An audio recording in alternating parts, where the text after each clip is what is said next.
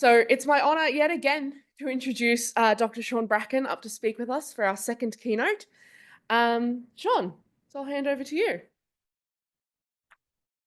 Yeah, thanks so much. Maybe in the first instance, again, I'd just like to acknowledge where I am on Aboriginal lands and to, I suppose, talk about some of the inspiration that I get from that in relation to where I am and how it informs my thinking and that kind of marginalized voice. And what I'd like you to do is to just have a word with the person in front of you, beside you, behind you, and think, learner voice for what? So just for 2 minutes, let's ground it in relation to your own experiences, please. So give us a little bit of insight. You hear a lot about this, right? And I'd like you just to think about it in relation to why is it pivotal? Why is it pivotal? Okay, so think 10 seconds, pair, so find somebody who's close by you and just have that very quick conversation to orient the beginning of this presentation. Thank you. And thank you for online colleagues. If you could have a little bit of an interaction in the chat function as well as to why this area is pivotal, why learner voice. Great, thank you. Thanks for that opportunity to orient your thinking, to orient my thinking in relation to this. And in their absence, I would like to thank Dr. Anna Kennett, who is a recently graduated doctoral student of mine, who studied the concept of learner voice and in terms of diverse learner needs. So that's Anna in the top right-hand side. And the other doctoral student of mine, Helen Brady, who is studying in the area of accessibility and digital accessibility. So the centrality of learner voice is that voice cannot be expressed without inclusion, and inclusion cannot exist without voice. So I'll just give you a quick overview. I'd like to provide an insight into a project that I was involved with, working with colleagues in strengthening higher education in UK and Indonesia through UDL, and illustrate the impact of meaningful engagement with learner voice.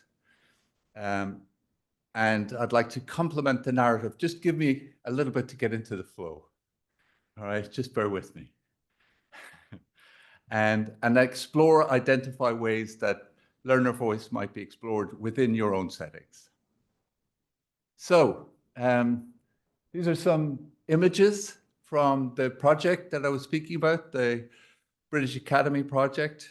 And it was working with colleagues from Indonesia and working with diverse learners within the University of Worcester, as you can see in the top right-hand corner.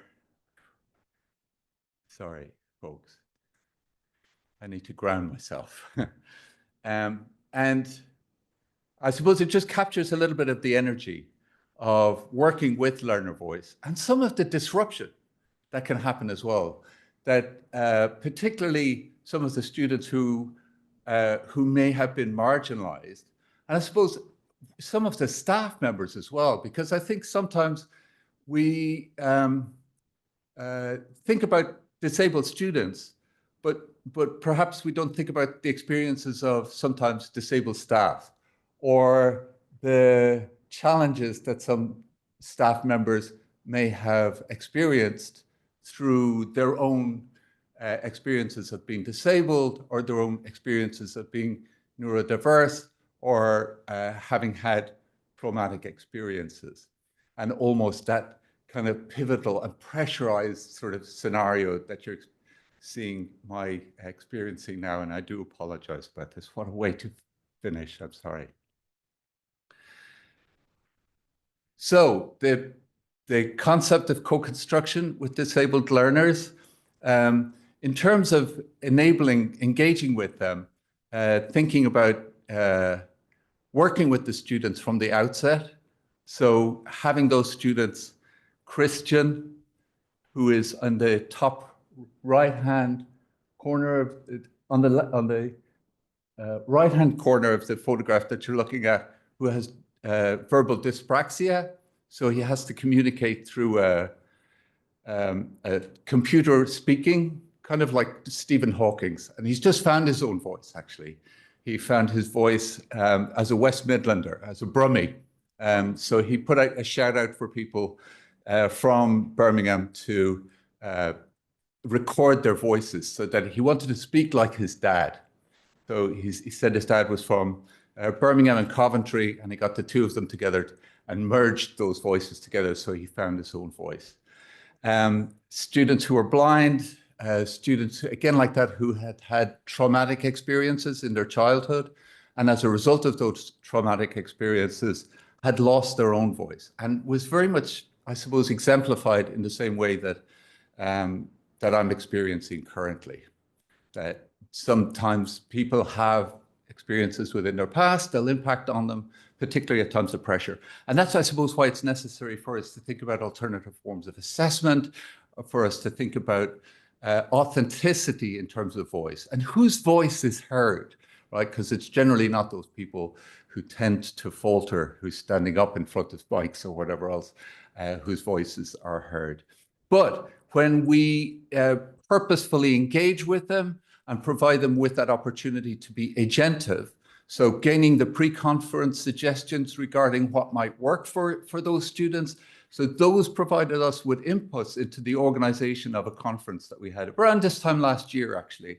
And in terms of their engagement with a roundtable discussion, I believe that we'll have that panel sort of element just following on from this one, a very similar type of setup. And what we encouraged our students to do was to have them think about, well, what we asked our participants to do is to generate the questions for our students in advance, so that the students, when they had the opportunity to reflect in advance and to be able to respond to those questions on the day in the panel.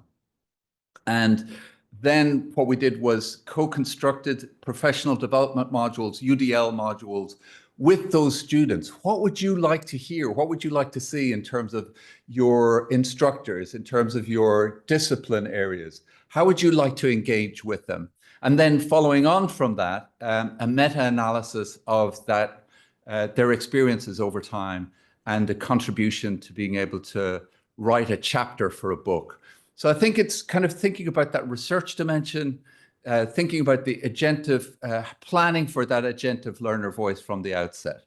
So we aimed to develop a pilot and evaluate continuing professional development modules in Universal Design for Learning to help inform lectures of the UDL framework, deepening knowledge and understanding, and to provide practice examples of actionable tasks to develop lecture skills in applying those areas. So according to the learners that we had spoken to, the learners that you saw in those photographs earlier on, not all higher education teachers were aware of what their needs might be, and they identified that training was an essential factor for fostering inclusion. They identified there was a need to become more reasonable adjustments and provide valuable insight into the students' requirements, their experiences, and the impact of the positive and negative perspectives from their experiences.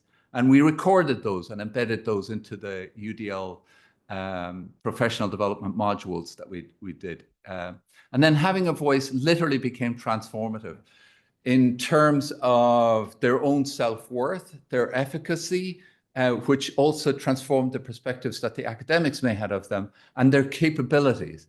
And it was facilitating a transformation of curriculum. And this kind of builds on work, I suppose, that I've been doing over the past 5 years, particularly with marginalized learners from in the UK, FE, further education sector in particular, non-traditional students who may have been expelled from school on numerous occasions, find their ways into university and providing them with that that potential for their voice to be heard, and it becomes quite powerful.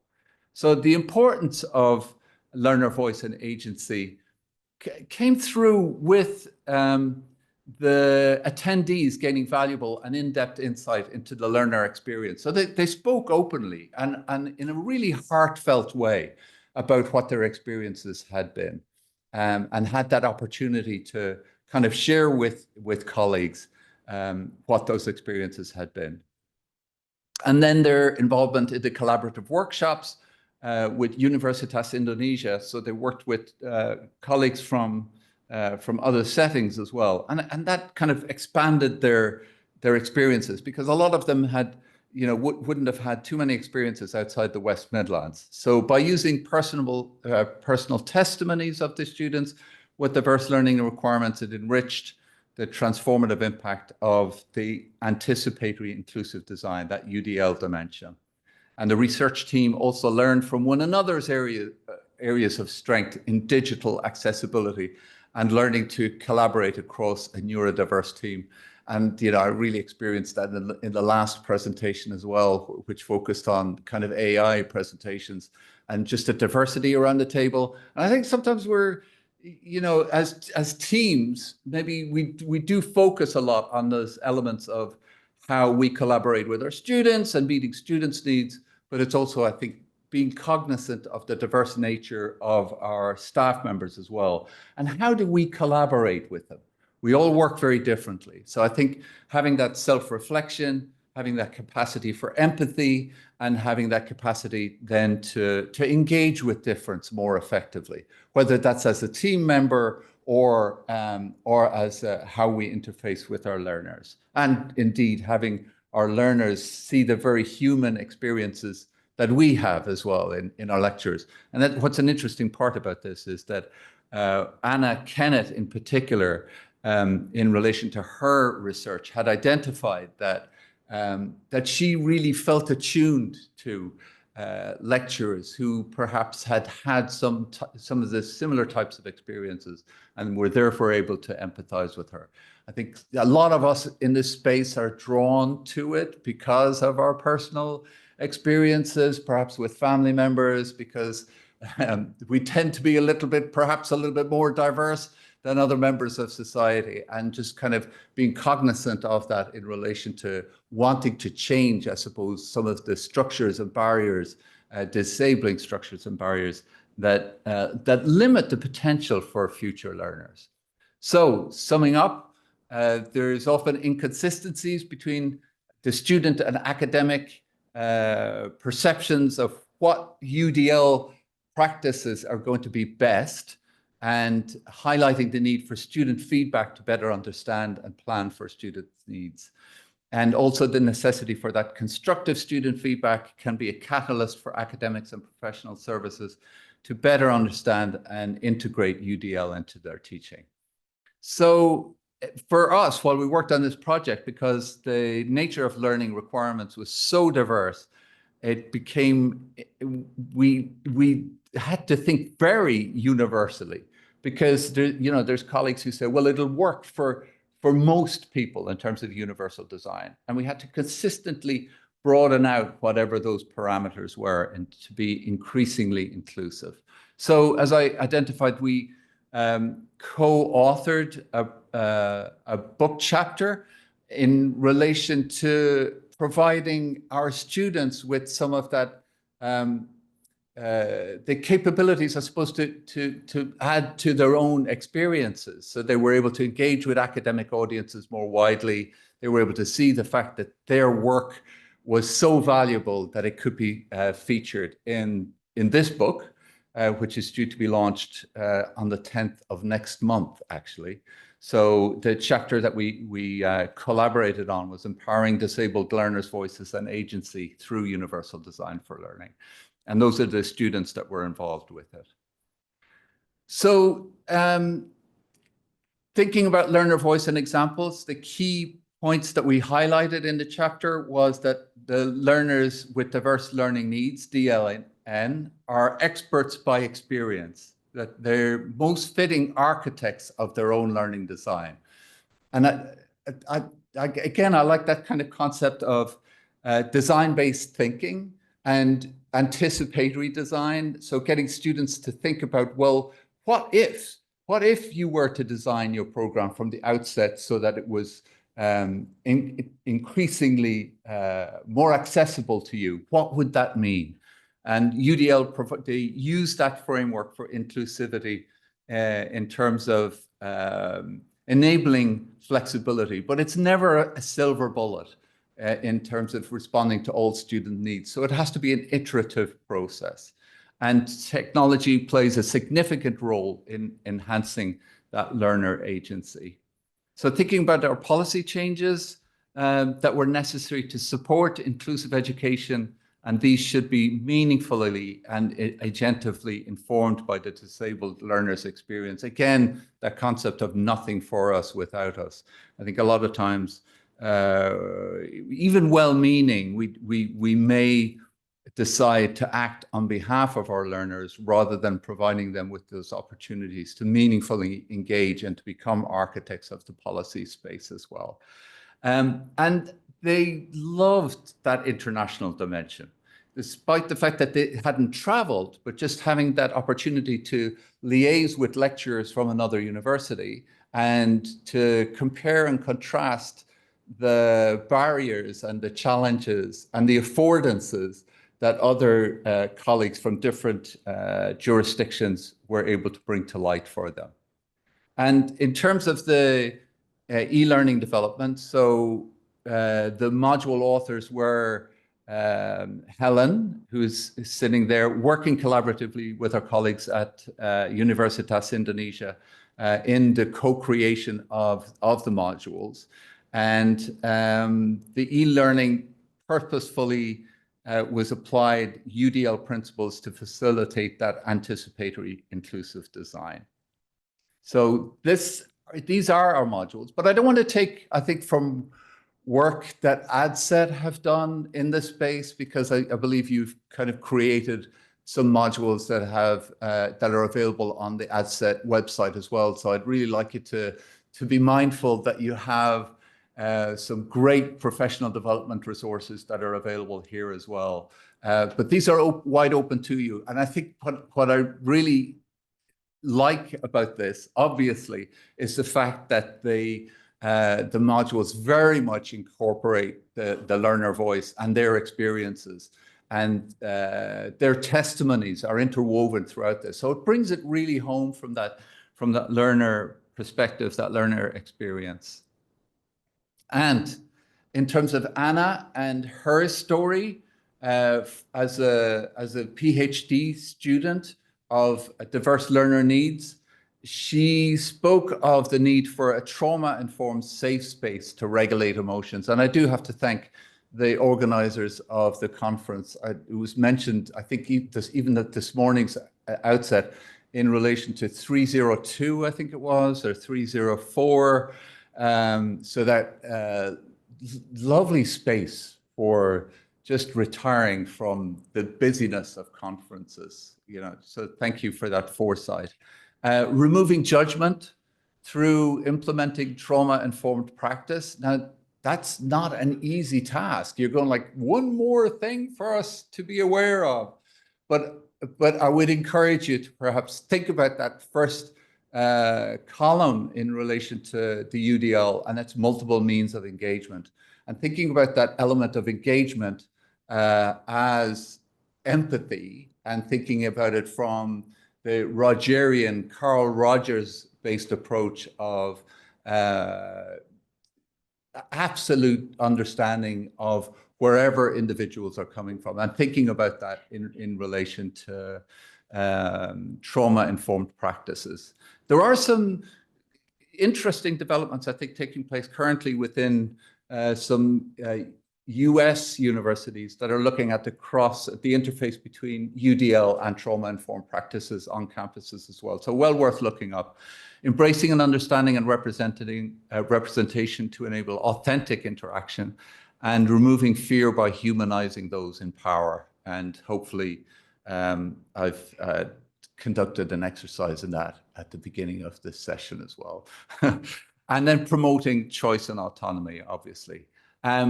And what I think one of the key elements coming out of this is the representation of staff and our students and staff. So by increasing representation of diverse staff members who may have greater empathy and can draw on learned experiences of meaningful partnership with DLs can be promoted. Diverse learners, thank you very much. Yeah. Sometimes that cognitive space goes, it's like, what did I draw upon here? So in terms of adopting a trauma-informed approach, enabling empowerment of voice and choices, linked not only to being the voice of change, but to witnessing change and that kind of agency.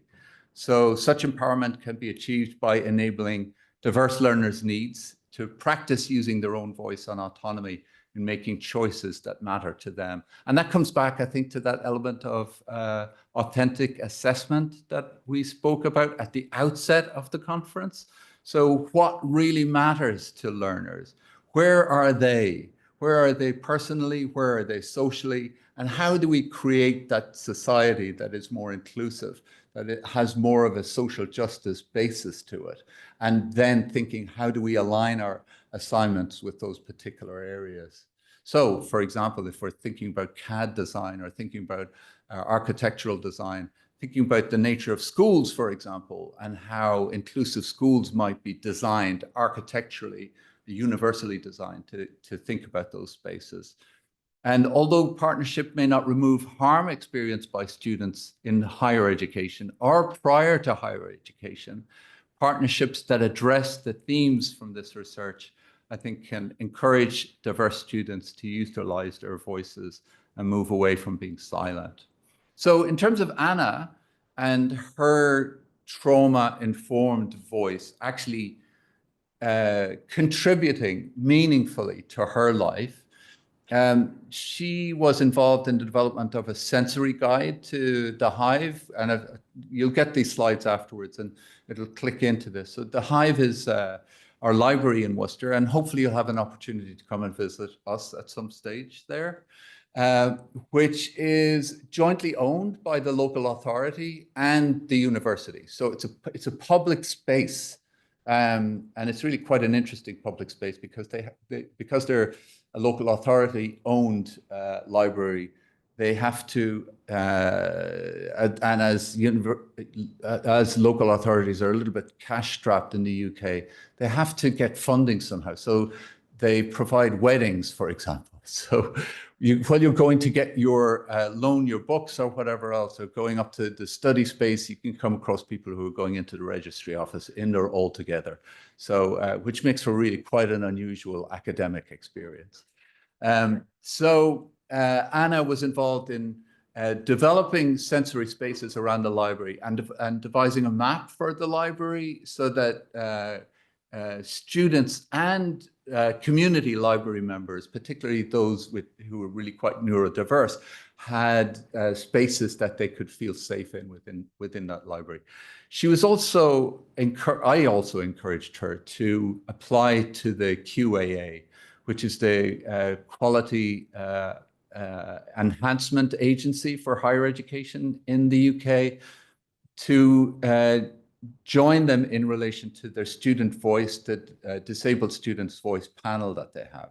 And she astounded herself by becoming one of the members of the QAA panel. So in terms of her making her voice impactful more widely, as I said, it's become really transformative for her. And that's the way it should be. And it's not only transformative for her, but also for the wider world in which she lives, because it's not only the individual, it's thinking about her social well-being and the impact that she has on her family as a single mom with 2 children who, see how education is able to transform their mother's life. And therefore, she has that kind of wider impact on her community and on her family as well. And what I'd encourage you to do is maybe have a look at, in terms of my own background as a doctoral program lead within the College of Education, Culture and Society, the MADE report has become sort of very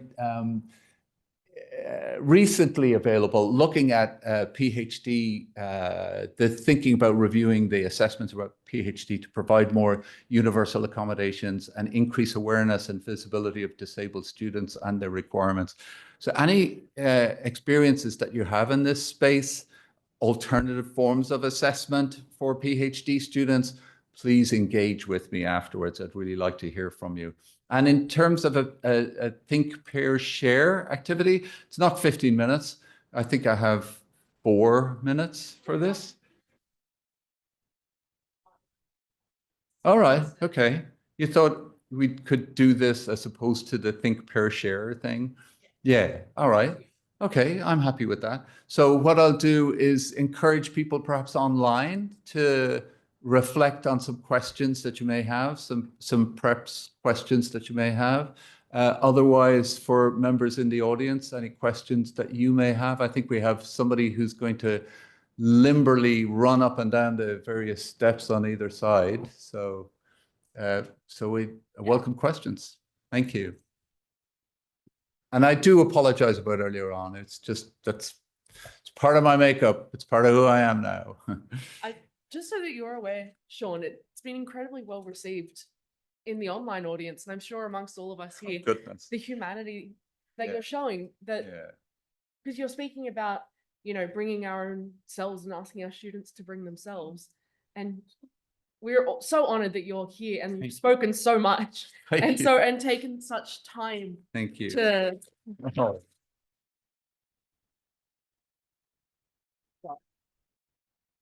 That means a lot. Thank you so much. Yeah, it really does. It's been an honor to have you as a keynote. Your work's been amazing, and also seeing you go to presentations, engage with all the posters, engaging with, you know, our participants and thinking about them online. It's been really wonderful. Thank you. So yeah, we'd like to invite anyone to ask questions. Friends online, put them in Slido, in the room on Slido, or put your hands up. I can see a question here. Hi, Betsy Beam from University of Sydney. I just wanted to say there's no reason to apologize. I think it is so profoundly important to model for us, particularly academics in leadership positions that students look up to, that when we do falter, that we acknowledge it. We say, oh my gosh, you know, I actually need to sit down before I start lecture today. I need to catch my breath. My heart is racing. Sometimes this is hard for me. And if we can model that for our students, model our own humanity, model our own failings, our own neurodiversity, and make it a safe space. It's okay to falter. And you're going to falter, I'm going to falter, and it's okay. And we can spring back from that. So I want to thank you for acknowledging where you were coming from in that space, because it makes all of us feel safer. Thanks.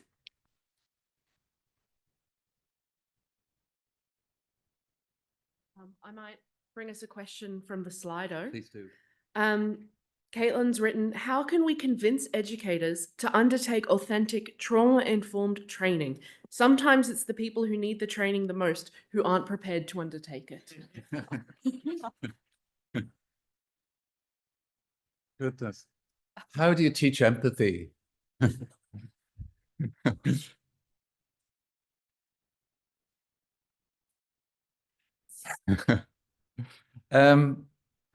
I think, goodness, and the word leads to, oh goodness, that's so important, isn't it? It's such an important question for now, because I think it was the Vice President in the United States who said the biggest enemy that we have at the moment is empathy.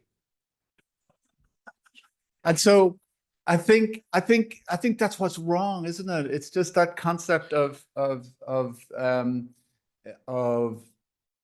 I'm not sure. It's maybe where we've gone awry. And I did say that at the outset that universities have more importance now, I think, than perhaps, I don't know, since the Middle Ages, maybe, since the Dark Ages, where you know, there were places of that retained, and I talk about universities in Morocco as well, in, you know, where the original university was established by a woman, right? So thinking about the necessity to have that empathy, to have that wellness of society, and I think perhaps that's where we can be strongest, actually. And so perhaps it's in exemplifying that. That's the only way that we can do it, is exemplify it and practice it. Thank you. Any other questions from the room in person? I've got Beck on mic running, so put your hand up nice and straight so we can see you.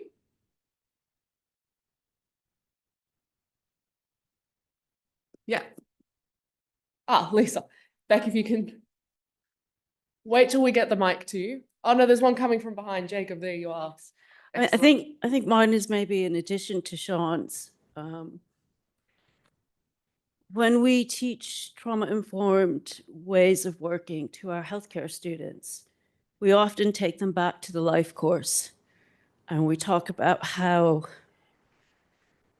trauma continues. It stays in our bodies. And when you start unpicking that with students, it helps them to actually understand, oh, so the person I'm working with, the way they're behaving isn't necessarily about misbehaving. It's that something has happened. And so I need to understand that, and I need to understand that student. And when working with staff, trying to unpick that information, it really does help. And it takes time. It's not something, you can't just do it once. Yeah. You know, it's long term, and it's a process of understanding and developing. And empathy is really hard to teach. I have a staff member who, from the external perspective, looks like he lacks empathy. But actually, as you unpick that and you dig through it and you have the conversations, it does exist. And when you're working with neurodivergent individuals, sometimes that empathy isn't apparent, and it's about how do you get them to demonstrate understanding. And trauma is a really big part of society, and it's being overused potentially as a term, but then when you really unpick what people have lived through and their experiences, and you hear what the students have to say, it's just so powerful. Yeah. Thanks, Lisa. And again, I can empathize with you. And just as you were speaking there, it actually reminded me of that. That was always about the empowerment of the learner voice and the student voice, and teaching at undergraduate level on education studies before I kind of assumed the lofty positions that I now have. And there was one student who just did not engage or didn't interact in class, but it's like, how do I get your voice? And she said, thanks for asking. I'll give you my voice in a different way. I'll write you kind of scripts. And she wrote most eloquently about her experiences, about what she had been through, but it was on her time and it was on her terms.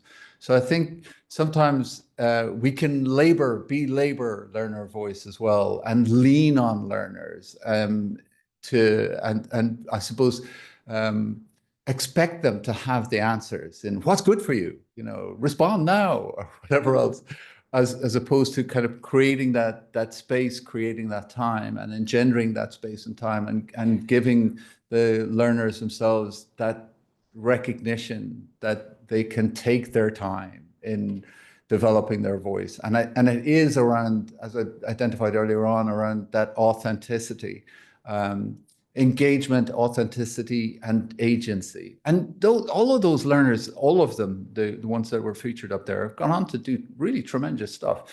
I think, again, like that, I've had so many conversations with colleagues here, particularly from the various community colleges, the quality colleges, some of the colleagues who are working with disabled people within the communities. And those experiences just, it does take that time, and it takes that whatever multiple means of engagement to think about the action and expression that comes later. But just patience, patience and consideration. I'd like to really thank Sam for being kind of my left. Is this my left? Yes, my left-hand person. Over the past couple of days. Yeah, applause is allowed, actually. Thank you. And for her sartorial prowess as well, in fairness. I'd also just, I know it's not quite the close of the... I've got one more question. Oh, okay. Actually. All right. Yeah, go for it. What is it? Just going to duck this last question because it relates to the point you just made about seeing your students and the student voices that you heard from flourishing later. And someone's put a question on the Slido that the learner voices seem to have been researched throughout many of the sessions during the symposium. Has there been much research on what happens after? Have we followed up to see how these students have adjusted to functioning in the workplace? So I'd perhaps like to phrase it to you. Would you like to speak a bit more about what's happened? Yeah, and I think action research in the first instance really lends itself to working with students, working with diverse learners. So thinking about that kind of action research-based approach, and following up with the learners, so that the learners who have some of our education studies students, for example, who left school with no qualifications, but have managed to come in through, as I mentioned, our university is a widening participation university, and even our medical school, students can come in if they demonstrate the life skills that would illustrate that have that capacity to have that sustained commitment to study. They do flourish, and that's the transformative part of education. That's the transformative element of it. So Anna just has her doctoral degree. She is an academic. She's a forthcoming academic and will make a brilliant academic, I'm sure, again, because of her experiences. And I think it's so important that we begin to have that diversity reflected amongst the staff members as well, and that those staff members, I think, in turn, begin to kind of change cultures of the university, and of society more widely as well. So another one of the students, and I think I mentioned this yesterday, the students that I spoke to earlier on, who is a committed educator in the prison system, so they tend to kind of find themselves from the margins coming in, and then going out to the margins and reaching, with one foot on solid ground, kind of reaching out into the margins again to work with more marginalized groups. And I think that's why what we do is so important, because it does change lives. Okay. It absolutely does. We've got time for perhaps one more question if anyone in the room would like to.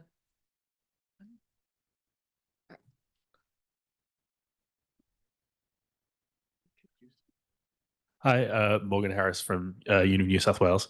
My question is about involving students in their design of their own learning. We have to scaffold them in, teaching them engineering or whatever we're teaching them. But when we start to involve them in designing their own learning, how much do we need to scaffold them in sort of pedagogy in our field? Because I can imagine that if you said to a student, "Oh, how do you want to learn this course?" they would say, "Well, you're the teacher. I don't know what the course is about." Yeah. I think there's fundamentals, isn't it? And there's fundamentals of whatever your discipline will be. So they've got to grasp those fundamentals, but it's seeing how those fundamentals are applied in relation to their own communities, in relation to their own, where they're coming from themselves. So I think there's that capacity to have them demonstrate their learning in ways that perhaps we can envision differently because we have learned from them. And I think that was really clear in the last presentation that I saw. So that was about CAD, for example. So a related subject area, architecture. I mean, there are the fundamentals that they will have. There's no question. But I think enabling them to perhaps move away from some of the traditional ways in perhaps those skills were taught, or just thinking about that, cognitively, how people learn and how people learn differently. So making the resources differently rather than this methodology, which I presume, you know, is the antique way of doing things, the old way of doing things, that kind of I am the font and I'm transmitting that element of knowledge this direction. But we know that learning has changed so dramatically since then. And again, how it lands with different groups of learners has changed significantly. So it's maybe just being curious. So I know that I don't think I have the answers, but just being curious about how to enable learners. And that comes back actually to the very first, to the head of learning and teaching who was here, the vice chancellor, who identified from an engineering background, I believe. Was it engineering background? Yeah. So where she was troubled by the fact that quite a, you know, a brilliant student was facing really significant barriers. And we've heard about this and the cost, the human cost of this. I'm not sure if you're familiar with some of the terrible cases in the United Kingdom where, you know, because of, I don't know, what is it? Handed down kind of concepts of this is the only way this discipline can be learned, and the absolute terrible cost that that can have on human life. You know, it's so how can we change things? And keep curious about that. Of course, you need the fundamentals of your discipline. There's no question. And there should be no, because I think a lot of times the resistance to this is you are, and I'm not going to use the expression, you know what it is. Oh, you're the curriculum, you know, you're debasing the curriculum or whatever else. It's not about that. Keep the same level of challenge. But it's how do you support people to overcome those challenges in relation to discipline so that they can flourish to the betterment of our wider society? Challenge. Thank you. And what a wonderful point to end on, Seán, keeping the curiosity. If everyone could please join me in thanking Seán one more time for his wonderful words. Thanks, Seán. Seán, before you go, I'd like to give you a small gift of thanks from us and from ADCET for all the work that you've done as our keynote speaker. I think this is one of those. I think, I'm not sure, if you come this way so the people on Zoom can see us, we'll just pose briefly. Yeah.